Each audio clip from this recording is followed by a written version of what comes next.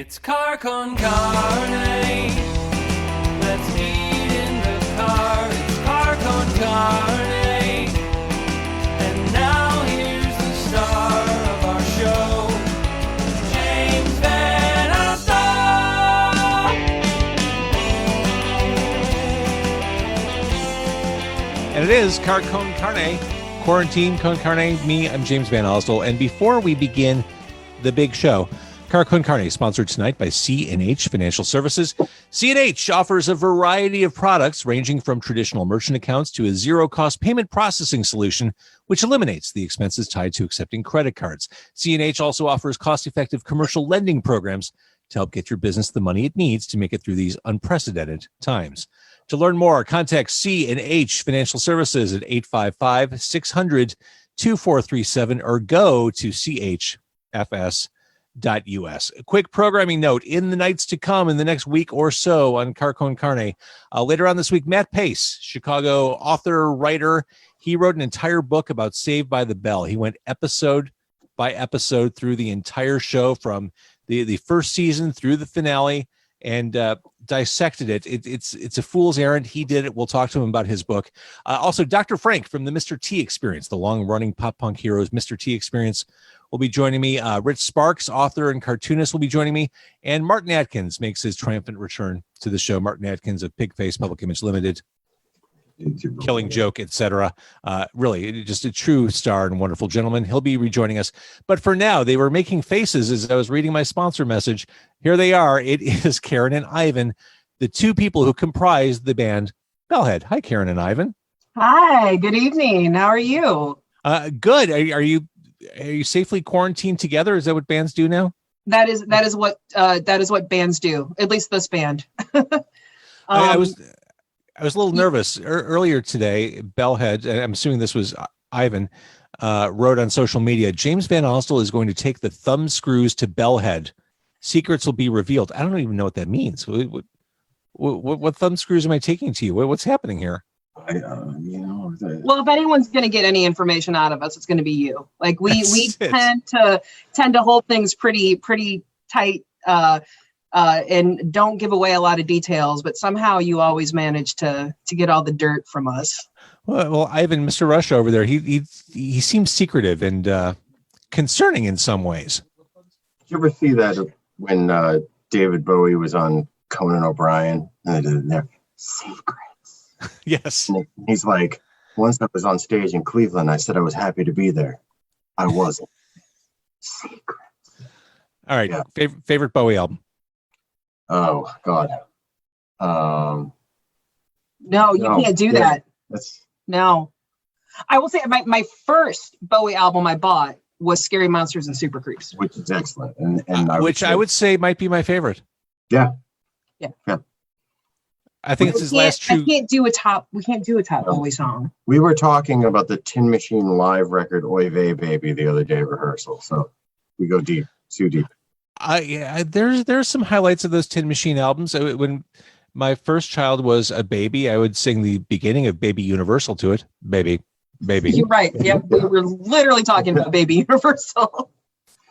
But that's yes, pretty much all we do is talk about obscure music that most other people don't like or haven't heard of. This is why you're here. Right. There was the time we went through a TV guide by memory. Oh, yeah. That was a good tour story. Well, we can share it, too. Yeah. We spent a lot of time talking about episodes of MacGyver.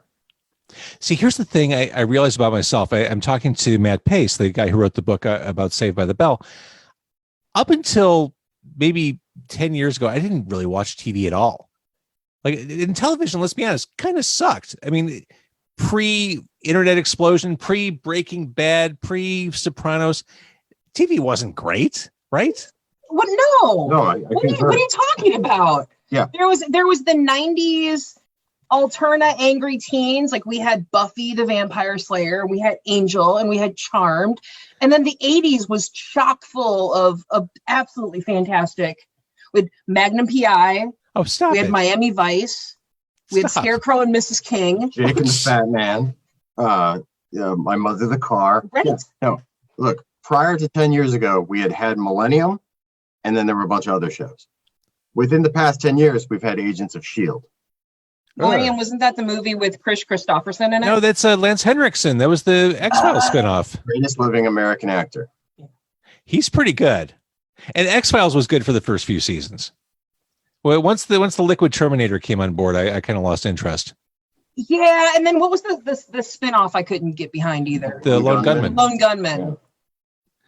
See, we're literally turning this into like every time we have an interview, we turn into talking about pop culture and TV shows, and which is totally fine. But none of this absolves you from the Bowie question.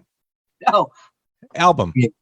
Scary Monsters and Super Creeps is a phenomenal record. Like that's the only one I have a tattoo from. So Really? I think I'll do it. My favorite Bowie album is Hunky Dory. Interesting choice. No. Got Queen Bitch on that. Yep. No. Andy Warhol. Life on Mars. Right. See, for me, it's Diamond Dogs, Station to Station, and Scary Monsters. Those three. Okay. And that makes sense because those are fantastic albums.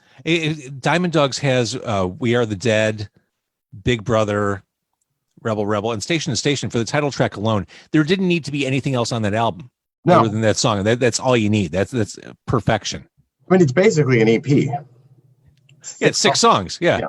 But those 6 songs include TVC-15 and Golden Years and World on a Wing. Oh my God. We digress. You are Bellhead. They're Bellhead. We have the entire band with us tonight. The two of you. Yes. And obviously the thing that makes you noteworthy just on paper is the fact that it's a band made of 2 bass guitarists. Well, what else do you need? That's it. One goes low, the other goes high. Yeah. So Ivan and I mean, we're obviously both bass players, but our styles are completely different. And I think that's what makes it so unique. So Ivan has a vintage short scale bass. He uses a pick.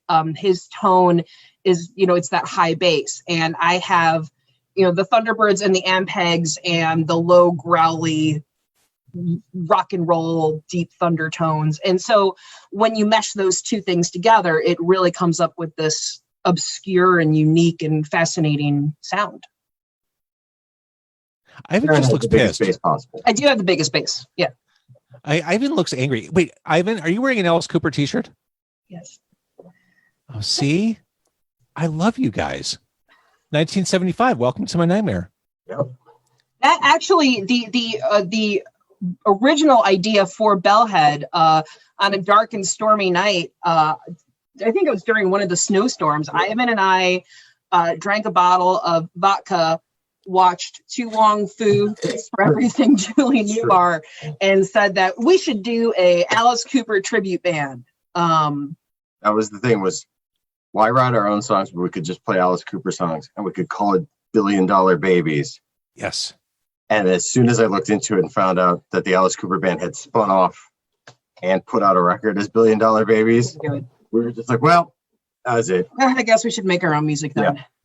I didn't realize that I would love you as much as or more than I already do, because Alice Cooper and Bowie, huge fan of both of them. I do want to acknowledge everyone who's watching on Facebook Live. Natalie says her favorite Bowie album is Let's Dance. Nice. She says she gets grief for it. Maybe not up there in the higher tier of Bowie albums, but that does have the cooler version, I think, of Cat People and Without You.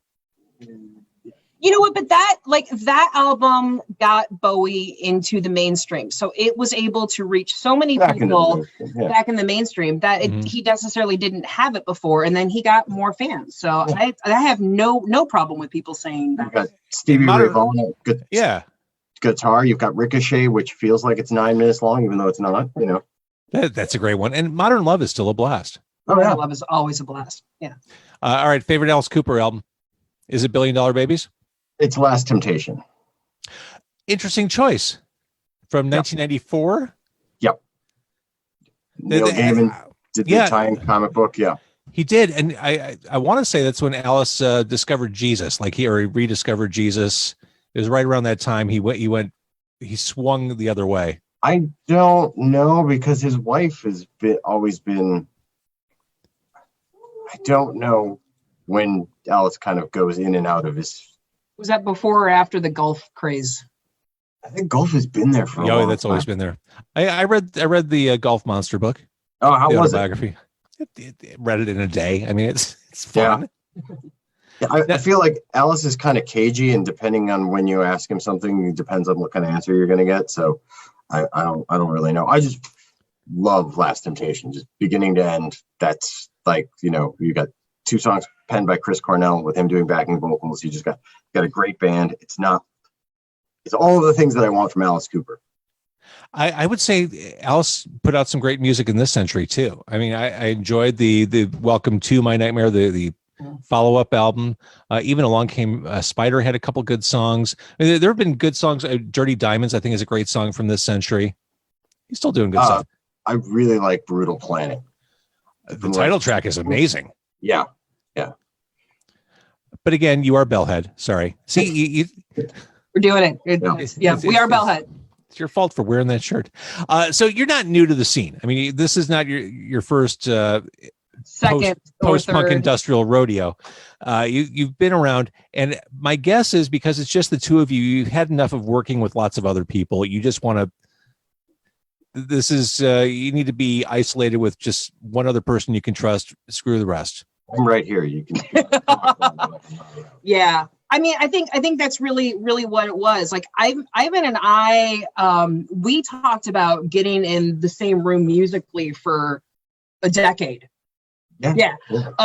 So Ivan and I actually have interwoven and crossed paths for many, many, many years. We actually were both at various times in the band Sheriff Scabs and Black Country Rock, and I know you love Scabs. He's a great guy. So we've actually been in the same band at different times. Yeah. You've played songs I wrote when I wasn't in the band, and then you played my songs that I wrote. So basically, I took a hiatus from Chicago quite a few years ago and moved back, and I was kind of like, well, what now? Where do we go? For quite a few years, I was in a great band called Worm that we did the Pizza Cast with you. And Ivan's been in Mr. Russia for forever. Unfortunately, his mate moved away to the East Coast, and he was looking for something new. And I was like, you know what? I think it's time for me. I really, I love Worm. I love Mike Reedy. He's a great guy. But for me, it was, I want to write my own music. Sure. Being a hired gun is kind of it's not where I want to be anymore. And so again, dark and stormy night. And we said, let's just do this and see what happens. What's funny is that's actually the first thing we did. We were on together was a Worm track that I came in and did vocals on. Right. Because when I did the Mr. Russia record, Big Noise, you were out of town, but you were supposed to do backing vocals. So you did my backing vocals for my song in Worm. Right. So Nadia from Ganser ended up doing your part, and Reedy came in and did vocals. Another great performer too. I just checked. I hadn't thought about this for a while. The Worm Car Con Carne was almost exactly 3 years ago. It was September of 2017. Nice. When you and I had pizza in my car. That was fun. That was a good time. And I brought the tiny bass. You did. That's right. Yes. Yeah. Speaking of which, we went to Village Inn that night in Skokie. I saw Desi, the owner, recently. Good dude. His business seems to still be kicking ass.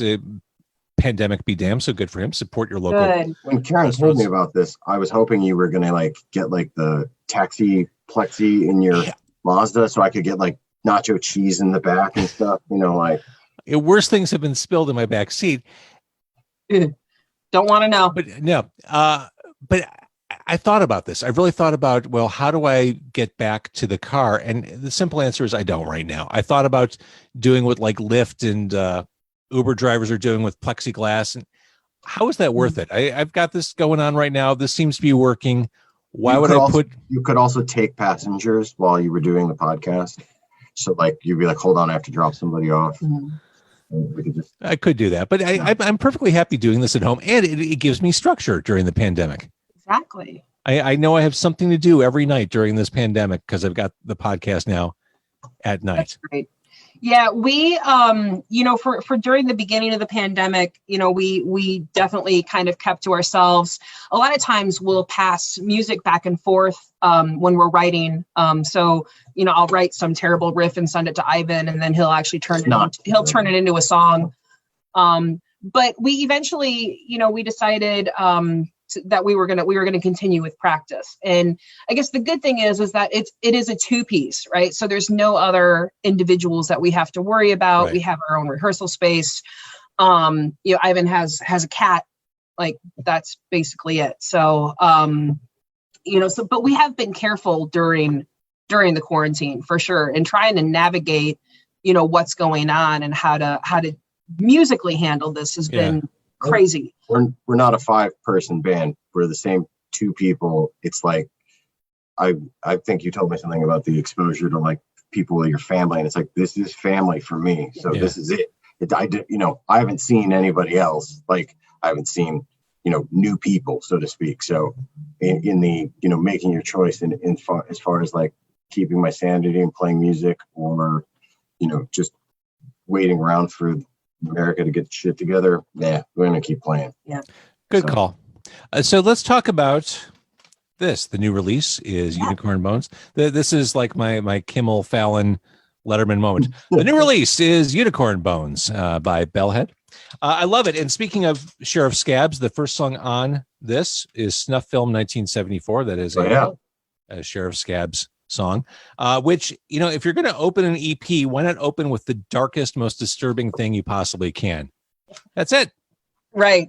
It's funny because we write these songs and we don't always have like, we write these songs and we're like, we enjoy them and they're so much fun and they're great. And we actually, we do a cover, and we actually do, and we've played it live before. So we do this amazing cover of Prince's "I Will Die for You," right? And so we're playing it live, and my fiance is in the crowd, and I'm singing it, and I thought it'd be super sweet, and it's like, "This is for you, babe." And we get off stage, and he's like, "That is the most goddamn unnerving thing I've ever heard you guys perform." And it's like, but it's sweet. It's a love song. He's like, "I don't know how you turned a love song into whatever you just played." But that's the secret of a good cover, right? I mean, that's right. Making it your own. But I think that's the secret of Bellhead, right? So how do you, like, we have these really dark. I think there's a bit of sort of an Addams family. Like, we're not dark on purpose. It just turns out that way to other people. And like when Karen was saying this, so we were like, really like, no, it's not. And then later on, we're kind of like, oh, okay, well, maybe he's right, but it doesn't, somebody said something about, how like Snuff Film was about, about a snuff film. And it's, like you made a song about a snuff film. It's like, no, it's about being subjected to watching a snuff film, and the torture and like the, emotionally creates this tension. So, like what the song should sound like that, job well done. Yeah. Well, props to Sheriff Scabs himself for writing it and never recording it. And it was just something that I was like, hey, let's dust this thing off and give it life. And Sheriff Scabs had recorded songs that I wrote. If you've ever seen the Boogeyman video where Karen's in the in the moose costume. Moose costume. Yeah. I wrote that song and they did it without me. So it was just, kind of returning the favor. And that's how we met, was through Sheriff Scabs. So he's a connector. Yes. Yeah, absolutely. Fibrous tissue. Yeah. I think the EP is also cool because, like, I mean, this is like, for us, it's a labor of love, right? And we've really put a lot of work and intention into it. And with Bellhead, it's how do you successfully make an EP and write songs with the 2-person bass band, which is the trick. Thankfully, most of that's Ivan's programming in the background. But it definitely, you have to be mindful of, like, be comfortably uncomfortable. So drop out, play with play with the back and forths, play with the sound and the tones and what you can get. And I think what it turned into was just, a great product that I'm proud of. Well, most importantly, take your bandmate who's never sang lead and then be like, okay, here you go. Here's the part. All right. So speaking of videos, yeah, I'm going to try and show this. I probably won't get audio on this, but this is the new, like super newly released video for the title track, Unicorn Bones. Mm-hmm. Can you see it? Is it coming through? Maybe not. It is coming through. Yeah. I don't think it's coming through on Facebook. Oh, there it is. So yeah, I don't think the audio is coming through, but I love the look and style of this. Well, that's thanks to John Weaver, who's an amazing videographer. Ivan and I have both worked with him for years and years and years on various projects. So yeah, the Weaver, we were like, hey, we want to go outside and get weird. And I talked to him and he's like, so I've got this lens. So you can give it a real John Ford feel. I'm like, you got it, buddy. Let's do it. Let's go outside and get weird. And Clarissa says hot, referring to the video.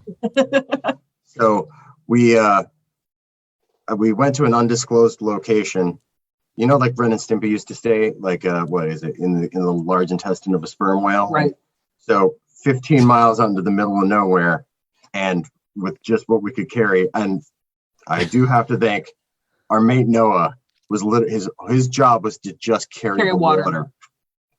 So we brought a man to carry water. That's how got out there and just got weird. Yeah. So yeah, we the did masks. Though. It was a 15-mile walk. So Weaver's like, oh well, it's just like it's a mile, right? And it's just another mile, and it's just another mile, and we're in full stage garb because it's like, well, if it's only a mile walk, I'm not gonna bring a change of shoes. But no, that mile was actually 15 miles.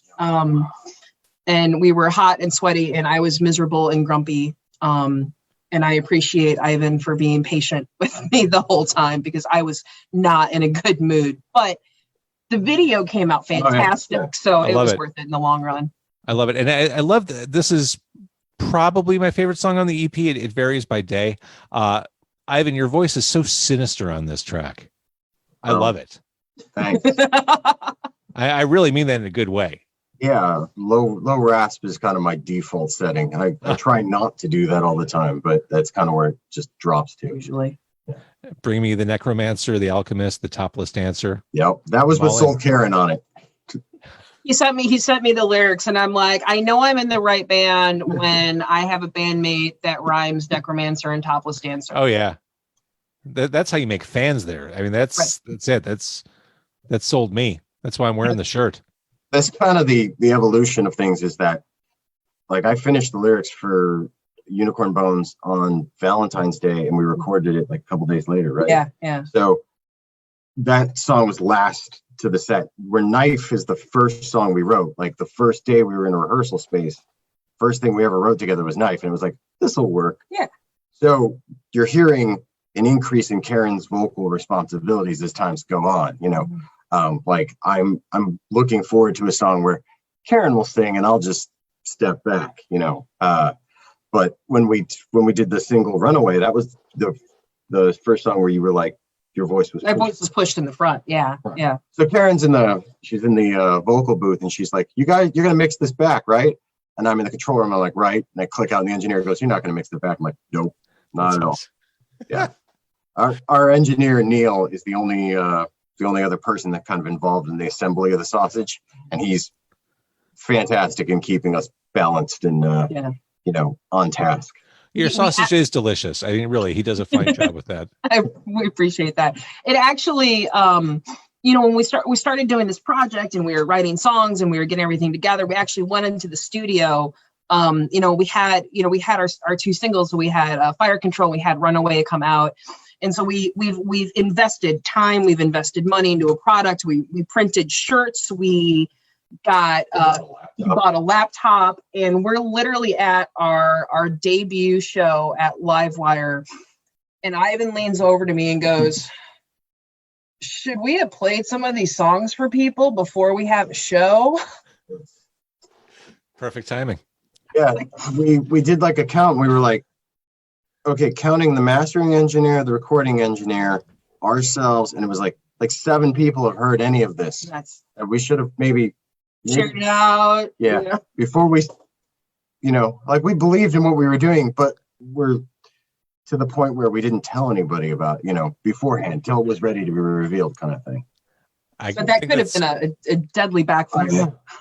I think it's a good strategy, though. Don't overthink it. Just full speed ahead. Right. I mean, I think with us being in the music industry for so long, we do things that you probably should never do as a band, but we do. We were recently told a piece of advice from a mate of ours that his strategy is to, I don't know how he phrased it, but it was like reach out to yourself kind of thing. And I think we kind of instinctively have done that. Like we're making music for ourselves, but not like in a like a self-involved kind of like, This is my magnum opus, more like young me thinks this is cool, like I get excited, I want to keep the intro short because I want to get to the song, I want it to pack a punch, and it's like that's real loud, that's real weird. It's like, well, that excites me, kind of thing, You mentioned both Fire Control and Runaway. How come they're not on Unicorn Bones? I wanted to put them on Unicorn Bones. We actually have so much music right now, which is not a bad problem to have. We actually have enough material for a second EP right now, and so it's hard to do this because you want to share so much of your music and so many things that you have, and so Fire Control and Runaway have been out for a while, so I wanted to share new stuff with people, and there's nothing to say that we can. I mean, you say it's been out for a while, but Fire Control has been out for a year, roughly a year. Yeah, I don't know. It's been the longest year of our lifetimes. To be fair, right. it's been like 25 years. Anymore. I don't know what year it is. Well, we only played our first show in June of last year. It hasn't been that long. Well, it feels like an eternity being with you, Ivan. So yeah, no, we have songs that we recorded that are done, and when we kind of picked and choose, and prior to the panic, we're very much not a social media driven band. We're very much a live band. You've held up a CD and you are one of 5 people who have them. We've got a whole bunch of those. Yeah. We planned on playing live, but the thing is that's the kind of band we are. The band that made, things specifically for come to the show. We have a whole new t-shirt that no one has seen that we're just holding for playing live. And we're starting to go, well, should we have a web store? And it's like, I don't really want to run a web store. I want to play shows and reward. Yeah. You are one of the only people who has one of those at this point, No, those are out there. Yeah. Those are everywhere. I love this. Let's go back to Unicorn Bones real quick. The song I kind of go back and forth on as being my favorite between that and the title track is Always. Tell me a little bit about this song. This strikes me as a more introspective song, perhaps, lyrically. Those lyrics are. The longer I live, the less I know. Right, I did write that. Yeah. So Karen sent me the bass riff, and I. You mean a bass riff, right? Well, yeah. the low bass, and I played something on it, and I sent it back to her, and she never replied. And do that often. Yeah. So then later on, I found it again, and I was listening to it, and I was like, "Oh, this is really cool." But we apparently just dropped the ball, which I think we do more times than. There's a lot going on, so things get scattered. So I just sort of built the whole song around these parts, and I dipped back into some older lyrics, and took them in a different tone. There's a Mr. Russia song called Someday, and so the lyrics in that song are in reference to that, but then the song goes into more of how it gets loud, how it sort of does the hero's kind of increasing arc sort of thing. I love songs like that. I love songs that kind of build that momentum and that drama. So you're the one doing the streaming. That's me. Yeah. You guys should know, Kurt on the Facebook Live just said, I was just going to ask how I can get a physical copy. Look at that. So we might have to do that web store. Yeah. So right now we only have the digital on Bandcamp, but if enough people start commenting, we definitely will put them up for sale on Bandcamp for a physical CD. Honestly, we were really hoping, like everyone, that it would be a normal 2020 and that we would be full steam ahead and we'd be on tour and we'd be playing shows every weekend. And how do you navigate? Like, what do we do? And so we haven't, like everybody, we're learning how to navigate these bizarre waters. Yeah. So honestly, yes, if enough people comment, or, they could PM us on Facebook, Bellhead Band, and we'll make it happen. The shirt you have is the only piece of physical merch we have up for sale. That's on our Bandcamp. And this right here, it's handsome. It's a value at any price. I strongly recommend it. It fits perfectly. I get complimented on the street when I wear it. I really, you'd be crazy not to. It's a good shirt. It's a good shirt. We spent a frightening amount of time picking the fabric for the shirt. Because some band shirts are. You don't want that nasty Hanes beefy tee with that rusty vinyl. And because we're, not only are we musicians, but we're fans of music. We want to make sure that people get the value for what they get, and if they get a shirt, to be able to want to wear it. So we literally went to practice and had here's band t-shirts. Bring in your favorite band t-shirt, feel the fabric. Yeah. And so then we went to our printer and was like, can you make that, and we're very particular about that, how big the logo sits, where it sits in the shirt. It matters. It's like, what does Karen say? If the logo's too low, you don't want the logo too low, because then it's gonna if you have a little bit of belly like I do, it's gonna look all funky, and you don't want that stretching out in weird spots. I think about that too. I'm trying to work off my root beer belly, but I need, first of all, black is very slimming, which I appreciate. But no, the shirt actually handles my curves pretty well. Well, thank you. Yeah, but I mean, that's what everything that we do, we try to do with that level of care. Like the stickers that are inside the CD, those are supposed to be, we want when you get that thing home, if you get it at a show, that there's extra involved, we're trying to, with the zine that we make, we have a second one to do, which is all just us being creative without it being kind of like this is about us. This is us selling us. It's like, this is just something that we thought was exciting and we wanted to put it together and we wanted to share. I love it. Okay, so Bellhead Band is where we find you on Facebook and on Bandcamp. If people want to listen to the album, if they want to support you and buy a digital copy, if they want to send you a DM and say, seriously, sell me a CD of this, I want this, they can hector you about that. I'm glad to see you're both doing well. I've said it a million times on this podcast. We are starved for good content during this pandemic, and you delivered. So thank you for putting out this release. We love it. Well, thank you for so much support and love. I mean, a lot of this we couldn't do without you and all of the fans and our friends. And, we are going to keep releasing content. We're going to keep doing crazy, awesome, hilarious, unnerving things.